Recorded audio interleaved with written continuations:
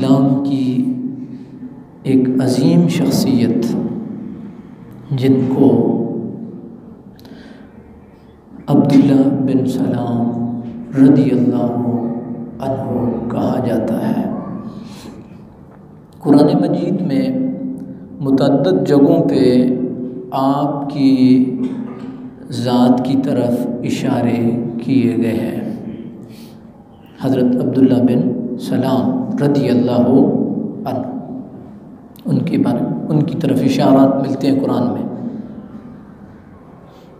مثال کے طور پہ سورہ احقاف کی آیت نمبر 10 ہے۔ سورہ احقاف 26واں پارہ جہاں سے سٹارٹ ہو رہا ہے تو یہ سورہ احقاف تھی، اس کی آیت نمبر 10 ہے۔ اس میں اللہ رب العالمین نے ارشاد فرمایا قل ارأیتم ان کان من عند اللہ وکفرتم بہ، محبوب آپ فرما دیں ارأیتم، تم بتاؤ، ان کان من عند اللہ وکفرتم بہ، اگر یہ اللہ کی جانب سے ہے، میں سلیس ترجمہ آپ کی گوش گزار کر رہا ہوں، ان کان من عند اللہ وکفرتم بہ، اگر یہ قرآن اللہ کی جانب سے ہے تو پھر یہ انکار تمہارا کیسا ہے؟ تو پھر انکار تو نہیں کرنا چاہیے نا تمہیں، پھر اس کے اوپر تمہیں ایمان رکھنا چاہیے نا قرآن مجید پہ۔ وَشَهِدَ شَاهِدٌ مِّن بَنِي إِسْرَائِيلَ عَلَى مِثْلِهِ، اور اس کی مثل پر بنی اسرائیل میں سے ایک بندہ گواہ بھی ہو چکا ہے۔ فَآمَنَ، وہ ایمان بھی لا چکا ہے۔ وہ کون ہے؟ وہ حضرت عبداللہ بن سلام ہے۔ اللہ رب العالمین نے سورہ رعد میں ارشاد فرمایا، سورہ رعد اختتام ہو رہا ہے، وَيَقُولُ الَّذِينَ كَفَرُوا لَسْتَ مُرْسَلًا، وہ کافر کہتے ہیں محبوب کریم علیہ السلام لست مرسلا، آپ رسول نہیں ہیں۔ قل کفا باللہ بینی و بینکم شہیدا، محبوب ان کو بتا دیں کہ میرے اور تمہارے درمیان میں گواہی، فیصلہ کن گواہی اس رب کی، اور وہ رب گواہ ہے کہ میں رسول ہوں، اس لیے کہ اس نے میرے ہاتھ پہ کتنے معجزات جو ہے ان کا ظہور فرمایا، اس رب نے فرمایا کتنے معجزات تمہارے سامنے ہوئے ہیں، تو یہ اس رب کی جانب سے گواہی ہے کہ میں اس کا رسول ہوں۔ اور معجزات کی اگر آپ دیکھنا چاہتے ہیں تو کتنے معجزات نبی کریم علیہ السلام کے جو ہے نا وہ رونما ہوئے ہیں۔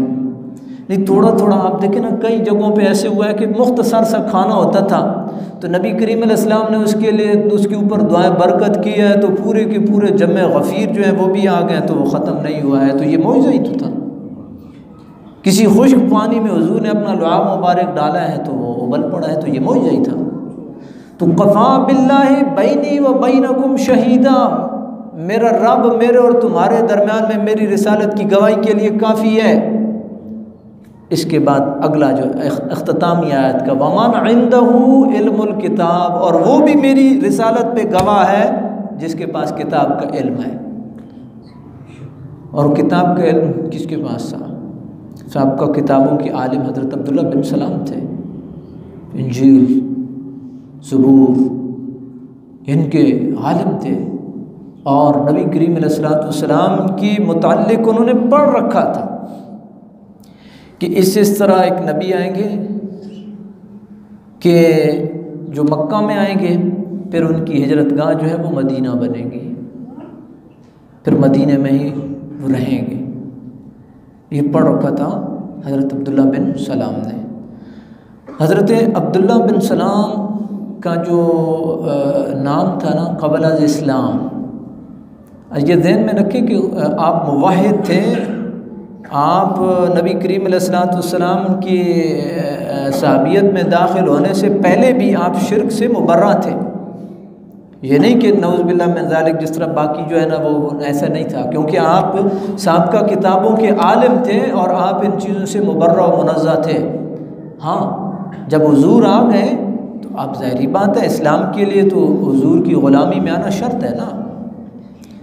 تو حضرت عبداللہ بن سلام کی جو اسلام سے پہلے نام تھا وہ حسین بن سلام تھا، سعاد کے ساتھ، حسین بن سلام، جب آپ نے اسلام قبول کیا تو پھر نبی کریم علیہ الصلوۃ والسلام نے آپ کا نام نامی بدلا اور آپ کا نام نامی عبداللہ بن سلام رکھا گیا، اور آپ کی کنیت ابو یوسف تھی۔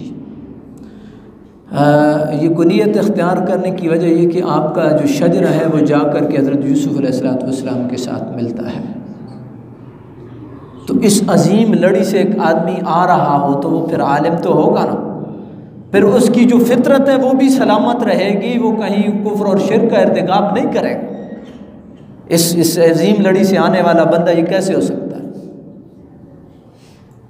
تو آپ نے جب آپ کو خبر ملی، آپ کہتے ہیں میں باغ میں تھا کہ مجھے خبر ملی، اس سے پہلے نا کچھ 6 یا 7 آدمی مدینہ سے مکہ آئے تھے اور وہ اسلام قبول کر کے گئے تھے، مکہ شریف سے اسلام قبول کیا انہوں نے نبی کریم علیہ الصلوۃ والسلام کے ہاتھ پہ، پھر واپس گئے اور ان سے جا کر کے حضرت عبداللہ بن سلام کی ان سے گفت و شنید بھی ہوئی، بات چیت بھی ہوئی۔ اب کہتے ہیں میں اس طاق میں تھا کہ حضور جو ہے وہ جلوہ افروز ہوں تو حضور کی خدمت میں حاضر ہوا جائے۔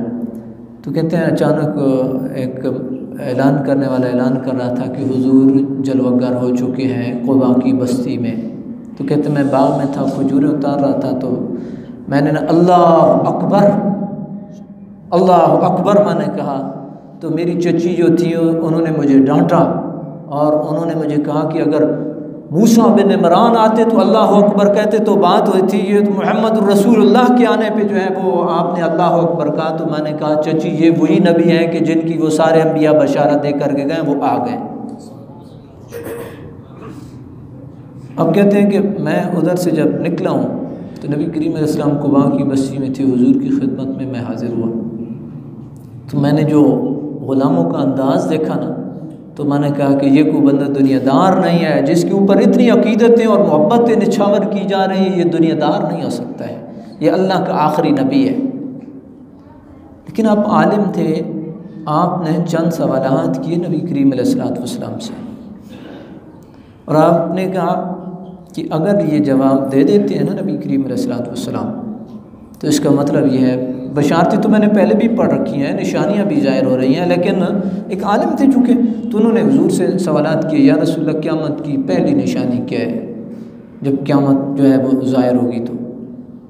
دوسرا انہوں نے سوال کیا، یا رسول اللہ صلی اللہ علیہ وسلم جنتیوں کی پہلی جو ہے وہ جو ان کی مہمانی ہوگی یا کھانا ہوگا وہ کیا ہوگا۔ تیسرا انہوں نے سوال کیا کہ بچہ ماں کے مشابہ کب ہوتا ہے، باپ کے مشابہ کب ہوتا ہے۔ تو نبی کریم علیہ السلام نے ان کو جواب دیا کہ پہلی نشانی آگ ہے جو مشرق سے نکلے گی اور مغرب کی طرف لوگوں کو ہانک کر کے لے جائے گی۔ دوسرا تیرا سوال تو قبض الحوت، مچھلی کا جگر جو ہے یہ ان کی خوراک ہوگا جنتیوں کی۔ تیسرا سوال تیرا، جب ماں کا پانی غالب آ جائے تو بچہ ماں کے مشابہ، جب باپ کا پانی غالب آ جائے تو بچہ باپ کے مشابہ ہوتا ہے۔ تو انہوں نے کہا اشہد اللہ الہ الا اللہ و اشہد انک رسول اللہ، میں اس بات کی شہادت دیتا ہوں کہ اللہ کے سوا کوئی معبود نہیں ہے، اور میں اس بات کی بھی شہادت دیتا ہوں کہ آپ اللہ کے رسول ہیں۔ میرا ایک بات پہ اکثر زور رہتا ہے، وہ یہ ہے کہ یہ جو کلمے کی طاقت اور کلمے کی تاثیر ہے، اس کو اپنے اندر محسوس کریں، اور کبھی بھی اپنے آپ کو یہ نہ سمجھیں۔ یہ بہت معاشرے میں ایک جو ہمیں وہ کیا جا رہا ہے کہ ایسے ہے تو ایسے ہے تو ایسے ہے۔ یاد رکھیے حضرت عبداللہ بن سلام جو حسین بن سلام تھے تو پہلی کتابوں کے عالم تھے، لیکن ان کا وہ مرتبہ اور مقام اس وقت تک نہیں بنا جب انہوں نے لا الہ الا اللہ محمد رسول اللہ نہیں پڑھا۔ تو اللہ تعالیٰ نے آپ کو یہ دولت دی ہے، سابقہ کتابوں کے عالم، سیادت تھی، یہود کی سیادت تھی، بنو قینقاع جو قبیلہ ہے اس کے سرخیل آدمی تھے، اتنے بڑے آدمی، لیکن جب تک حضور کی غلامی میں نہ آئے وہ بات نہیں بنی۔ جب حضور کی غلامی میں آئے تو اللہ رب العالمین نے آپ کو وہ عزتیں اور مرتبے دیے کہ سوچے بھائی۔ تو اس لیے اللہ تعالیٰ نے جو ہمیں کلمے کی دولت سے نوازا ہے، اس کا کوئی نعم البدل نہیں ہے، یہ بہت عظیم دولت ہے، بہت عظیم دولت ہے۔ ہم ہزار کمزور صحیح، معاملات کمزور صحیح، ان کو بہتر اور درست کرنے کی ضرورت ہے، لیکن کبھی بھی آپ یہ جملہ نہ کہیں کہ جی ہم سے تو وہ بہتر ہیں، ہم سے وہ بہتر ہیں۔ وہ کیسے بہتر ہیں؟ کلمہ آپ نے پڑھا ہے، شاید آپ کو پتہ ہی نہیں ہے کہ آپ کی اللہ رب العالمین کیا قدر و منزلت کیا ہے۔ تو حضرت عبداللہ بن سلام نے اس وقت نبی کریم علیہ الصلوۃ والسلام کی رسالت جو ہے ان کی گواہی دی۔ حضرت عبداللہ بن سلام تقریباً آپ نے 80 سال کے قریب عمر پائی ہے۔ مدینہ شریف میں ہی آپ کا انتقال اور آپ کا وصال ہوا ہے۔ حضرت امیر معاویہ رضی اللہ تعالیٰ عنہ کے دور حکومت کے اندر آپ کا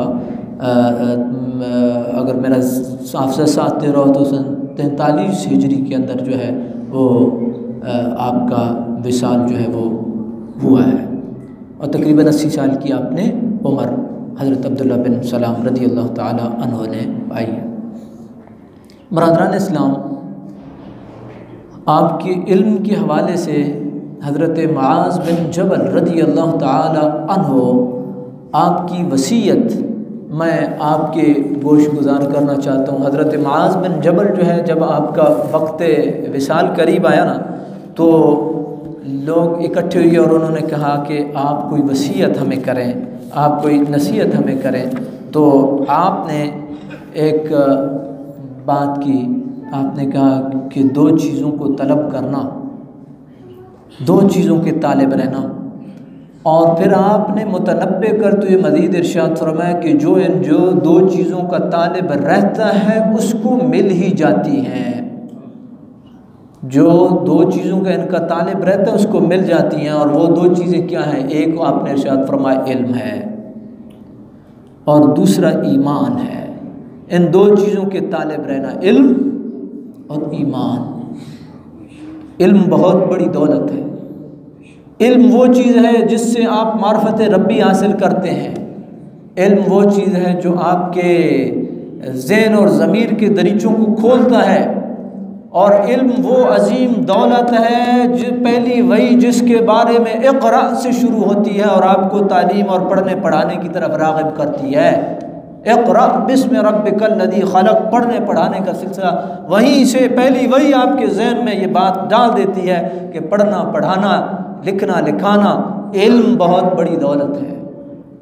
حضرت معاذ بن جبل نے اپنی آخری وصیت میں یہی کہا تھا کہ 2 چیزوں کے طالب رہنا، اور جو 2 چیزوں کا طالب رہتا ہے وہ اس کو مل ہی جاتی ہیں۔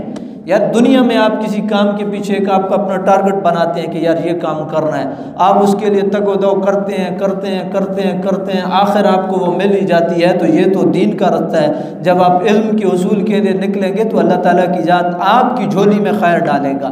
جب آپ ایمان کے طالب رہیں گے تو اللہ تعالیٰ کی ذات آپ کے اوپر ایمان کے انوار و تجلیات ضرور نازل فرمائے گا۔ آپ نے کہا کہ جو ان کا طالب رہتا ہے اس کو مل جاتی ہیں۔ پھر آپ نے مزید ارشاد فرمایا کہ علم 4 لوگوں سے حاصل کرنا۔ ایک یہ ذہن میں رکھیں کہ جب اس طرح کی کوئی فضیلت آتی ہے تو اس کا ہرگز یہ مطلب نہیں ہوتا کہ باقی خدا نخواستہ جو ہے باقی لوگ علم سے آری ہیں یا کوئی ایسے نہیں ہے۔ مقصد یہ ہوتا ہے کہ ان لوگوں کی فضیلت بیان کرنا ہوتی ہے۔ یہ کئی جگہوں پہ آپ دیکھیں گے، جیسے 10 مبشرہ کی میں ایک آپ کو مثال دیتا ہوں۔ 10 مبشرہ کا مطلب ہے 10 وہ بندے جن کو حضور نے جنت کی بشارت دی ہے۔ تو کیا اس کا یہ مطلب تو نہیں ہے کہ باقی کسی کو حضور نے بشارت دی ہی نہیں ہے؟ مطلب یہ وہ نیک بخت لوگ ہیں، خوش بخت لوگ ہیں، خوش قسمت لوگ ہیں جن کو حضور نے بشارت دی، کئیوں کو اوروں کو بھی بشارت دی ہوگی۔ تو حضرت معاذ بن جبل نے فرمایا ہے کہ 4 بندے ہیں جن سے علم حاصل کرنا، اور ان میں ایک ہیں عبداللہ بن مسعود، دوسرے ہیں حضرت سلمان فارسی، تیسرے ہیں ابو الدرداء، اور چوتھے حضرت عبداللہ بن سلام۔ ان 4 سے علم حاصل کرنا۔ اور پھر آپ نے فرمایا کہ میں نے رسول اللہ صلی اللہ علیہ وسلم سے یہ سنا ہے، حضور نے عبداللہ بن سلام کو جنت کی بشارت اسی طرح دی ہے جس طرح 10 مبشرہ کو جنت کی بشارت دی تھی، عبداللہ بن سلام کو بھی اسی طرح جنت کی بشارت نبی کریم علیہ الصلوۃ والسلام نے دی ہے، اور یہ خود میں نے سنا ہے۔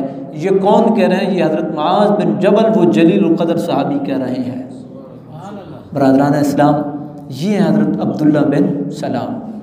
اور حضرت عبداللہ بن سلام نے نبی کریم علیہ الصلوۃ والسلام کی جو تعلیمات ہیں دین اسلام کی، ان تعلیمات میں سے کچھ تعلیمات ہمارے سامنے رکھی ہیں آپ کے ایک حدیث آپ سے مروی حضرت عبداللہ بن سلام رضی اللہ تعالی عنہ سے، آپ کہتے ہیں کہ میں نے حضور سے یہ سنا ہے، نبی کریم علیہ الصلوۃ والسلام ارشاد فرما رہے تھے، افشوا السلام، اطعموا الطعام، وصلوا الارحام، وصلوا باللیل والناس نیام، تدخلوا الجنۃ بالسلام۔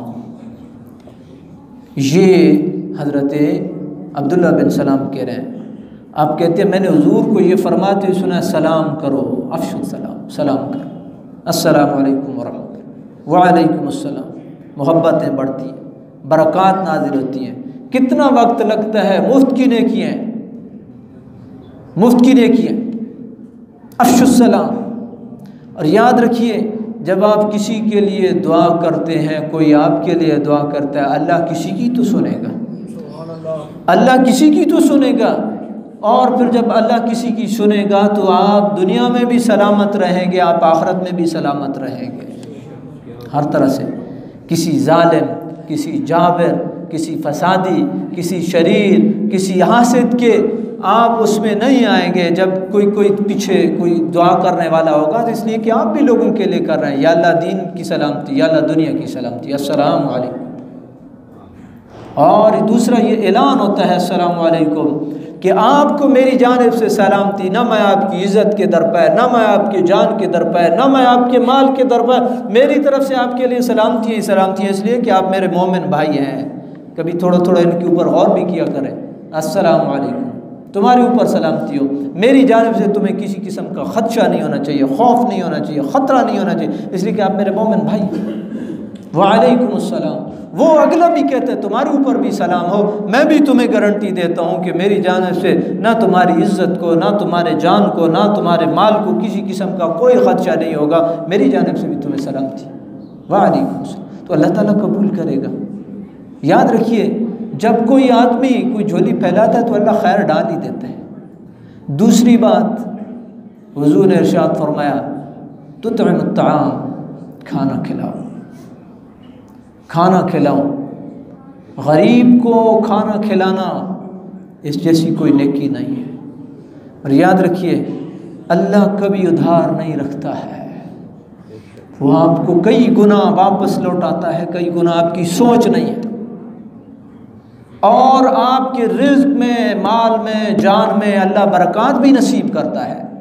قرآن مجید میں کتنی جگہوں پہ کھانا کھلانے کی ترغیب آئی ہے، اور پھر جو مخلصین ہیں وہ کہتے ہیں انما نطعمکم لوجہ اللہ لا نرید منکم جزاء ولا شکورا انا نخاف من ربنا یوما عبوسا قمطریرا فوقاهم اللہ شر ذلک اليوم ولقاهم نضرة وسرورا وجزاهم بما صبروا جنة وحريرا۔